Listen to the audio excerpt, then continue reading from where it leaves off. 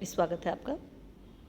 आज की इस वीडियो में कांस्टेंट के बारे में बताया जाएगा कि कांस्टेंट क्या है, कितने प्रकार के होते हैं, कैसे उनको डिक्लेयर किया जाता है, क्या उनके रूल्स हैं। अगर आपने वेरिएबल के बारे में जाना होगा तो कांस्टेंट को समझना आसान होगा। यहाँ पर हम वेरिएबल और जो डेटा टाइप्स हैं उसका मिला जुला रूप है जिसके बारे में हम बात कर रहे हैं। तो कांस्टेंट एक ऐसी वैल्यू, एक ऐसा मान होता है जिसका जो वैल्यू जो होती है, मान जो होता है, वो पूरे प्रोग्राम के दौरान परिवर्तित नहीं होता है, बदलता नहीं है। यानी कांस्टेंट की जो वैल्यू होती है वो फिक्स रहती है।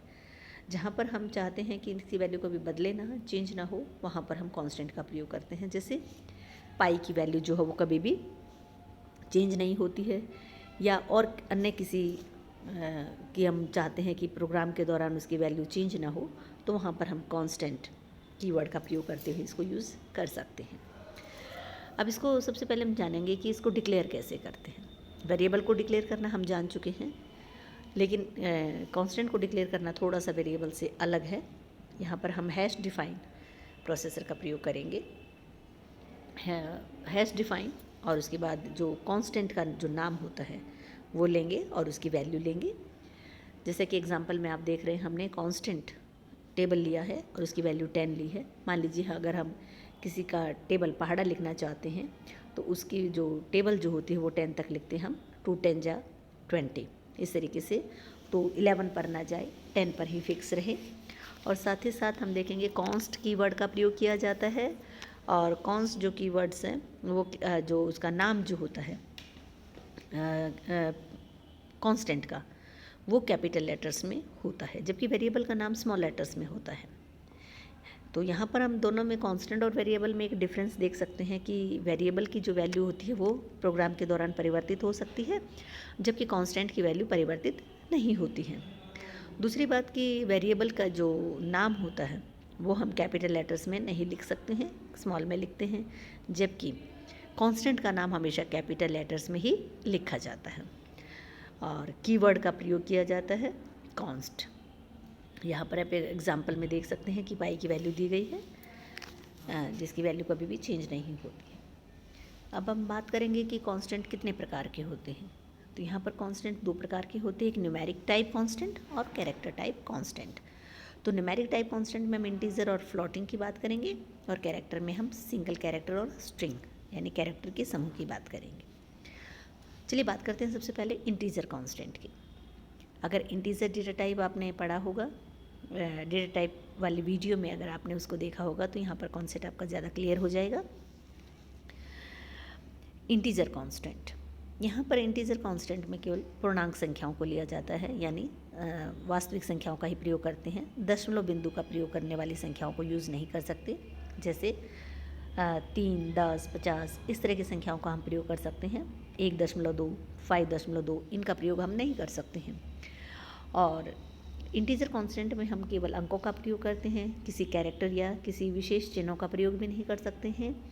और अंकों के साथ अगर हम प्रयोग कर रहे हैं तो अंकों में ज़ीरो पहले कभी नहीं आता है। ज़ीरो का प्रयोग हम पहले नहीं, बीच में या कभी कहीं और कर सकते हैं। जैसे 056 नहीं हो सकता, 506 एक वैलिड इंटीजर कांस्टेंट है।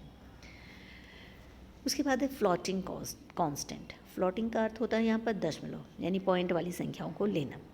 तो फ्लोटिंग कांस्टेंट में हम दशमलव वाली संख्याओं को लेते हैं, और इसमें भी हम 0 से स्टार्ट नहीं कर सकते हैं। किसी विशेष चिन्ह का या कैरेक्टर का प्रयोग इसमें भी नहीं कर सकते हैं। इंटीजर और फ्लोटिंग कांस्टेंट में एक ही अंतर है कि इंटीजर में हम दशमलव का प्रयोग नहीं कर सकते और फ्लोटिंग कांस्टेंट में हम दशमलव बिंदु का प्रयोग कर सकते हैं। उसके बाद बात करेंगे हम सिंगल कैरेक्टर कांस्टेंट क्या होता है, यानी कैरेक्टर टाइप जो कांस्टेंट है।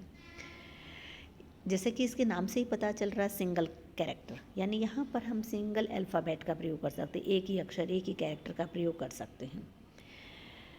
जैसे A, B, C, D, 6/n, कोई भी क्वेश्चन मार्क या कोई भी चिन्ह, विशेष चिन्ह। और जब हम सिंगल कैरेक्टर का यूज़ करते हैं तो उसे हमें सिंगल कॉमास के अंदर भी लिखना पड़ता है। तो इस प्रकार से सिंगल कैरेक्टर में एक कैरेक्टर को सिंगल कोट्स के अंदर इनक्लोज किया जाता है। एग्जाम्पल में आप देख सकते हैं सिंगल कैरेक्टर कांस्टेंट किस प्रकार से लिए जाते हैं। उसके बाद है स्ट्रिंग कांस्टेंट। स्ट्रिंग कांस्टेंट में कैरेक्टर के समूह को कहते हैं, यानी जैसे अभी हमने बात की कि सिंगल कैरेक्टर कांस्टेंट में हम केवल एक अक्षर को यानी ABCD को लेते हैं, लेकिन यहाँ पर हम कैरेक्टर का समूह ले सकते हैं या एक कैरेक्टर का एरे ले सकते हैं, जैसे कंप्यूटर या कांस्टेंट या राम, ये सब स्ट्रिंग है। जबकि R एक सिंगल कैरेक्टर कांस्टेंट है, राम एक स्ट्रिंग कांस्टेंट है, क्योंकि यहाँ पर अक्षरों का एक समूह आया है। स्ट्रिंग कांस्टेंट्स को हम डबल कॉमास के बीच में इनक्लोज करते हैं, डबल कोट्स के बीच में इसमें लिखा जाता है। जैसे Delhi, my name is Ram, 3 4 5 6 W, इस तरीके से जो डबल कॉमास के बीच में लिखा जाएगा उसको हम समझेंगे कि वो स्ट्रिंग है, और जो सिंगल कॉमास के अंदर लिखा जाता है वो सिंगल कैरेक्टर कांस्टेंट कहलाता है।